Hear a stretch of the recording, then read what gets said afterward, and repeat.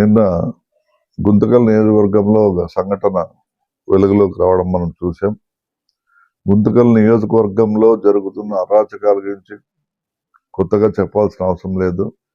ఎందుకంటే తెలుగుదేశం పార్టీకి చెందిన మీడియాలో కూడా వాళ్ళు చాలాసార్లు ఇక్కడ జరుగుతున్న ఆగడాల గురించి, ఆకృత్యాల గురించి మరి రావడం మనం చూసాం. ఏది ఏమైనప్పటికీ చివరికి పోలీస్ డిపార్ట్మెంట్ పైన కూడా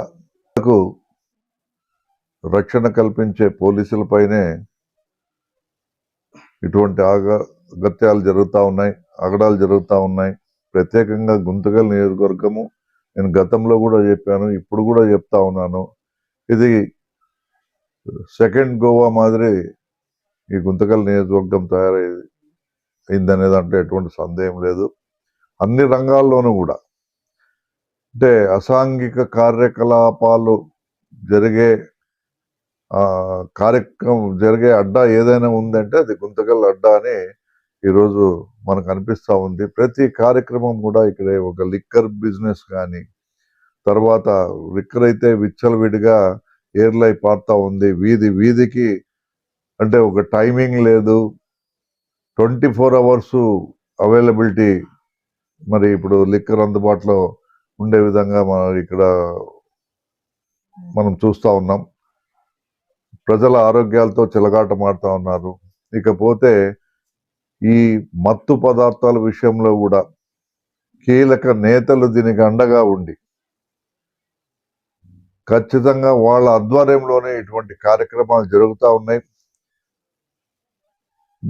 కేజీ నాకు తెలిసి దాదాపుగా 1 కేజీ గాంజాయి అమ్మితే లక్షల్లో మరి లాభాలు వచ్చే పరిస్థితి ఉంది. కాబట్టి డైరెక్ట్గా గోవా నుంచి ఇక్కడికి వాటిని మత్తు పదార్థాలతో పాటు ఈ గంజాయి కూడా సప్లై చేస్తున్నట్లు మనకు సమాచారం ఉంది.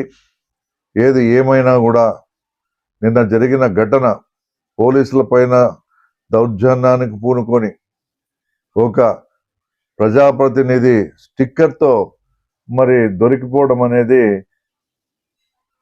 ఇదే ఒక ప్రధాన నిదర్శనంగా మనం భావించవచ్చు. ఒక ప్రజాప్రతినిధి ప్రజల కోసం, ప్రజల సంరక్షణ కోసం, ప్రజా సంక్షేమం కోసం పాటుపడాల్సింది పోయి ఇటువంటి కార్యకలాపాలను యథేచ్ఛగా కొనసాగించే దిశగా మరి ముందుకు సాగుతున్నట్టు అనిపిస్తూ ఉంది. ఏది ఏమైనా వాళ్ళకి తెలిసి చేసినా తెలియక చేసినా కూడా మరి ఈరోజు ఒక స్టిక్కర్ వేసుకుని గంజాయి, గతంలో కూడా నిన్న పోలీసుల పైన దౌర్జన్యానికి దిగిన అజయ్ అనే వ్యక్తి గతంలో కూడా మరి ఎన్నోసార్లు పట్టుబడి ఆయన పైన కేసులు కూడా నమోదు చేసినట్టు పోలీసు వారు చెప్తా ఉన్నారు. ఏది ఏమైనప్పటికీ కూడా యువత పెడదారిన పట్టేదానికి మరి ఇటువంటి మత్తు పదార్థాలు ఇప్పటికే విచ్చలవిడిగా రాష్ట్ర వ్యాప్తంగా కూడా ఈ యొక్క కార్యక్రమం కొనసాగుతూ ఉంది. ప్రత్యేకంగా గుంతకల్ నియోజకవర్గంలో ఇది అన్ని ఏరియాలకు కూడా విస్తరించిపోయింది.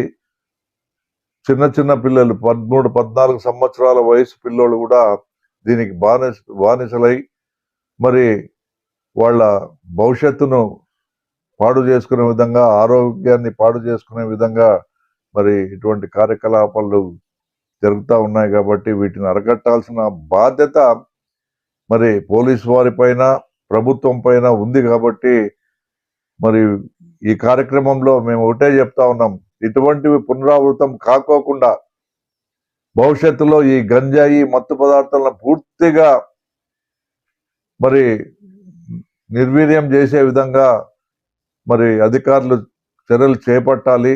లేకపోతే ఎంతో ప్రశాంతతకు నిలమైన ఈ గుంతకల్ నియోజకవర్గం ఇప్పటికే దౌర్జన్యాలకు అడ్డాగా మారిపోయింది. మొన్ననే చూసాం, ఒక మీడియా ద్వారా మరి ఒక భూమి విషయంలో కూడా మరి అన్యాయం జరిగినట్టు వాళ్ళు కూడా ఒక మీడియా ద్వారా మరి వాళ్ళు నష్టపోయిన వాళ్ళు ఇవ్వడం కూడా జరిగింది. ఏదో మళ్ళా వాళ్ళని భయపెట్టి వాళ్ళ చేతే దాన్ని లేదని చెప్పి ఇచ్చే ప్రయత్నం చేయడం కూడా చూసాం. నేను ఒకటే చెప్తా ఉన్నాను,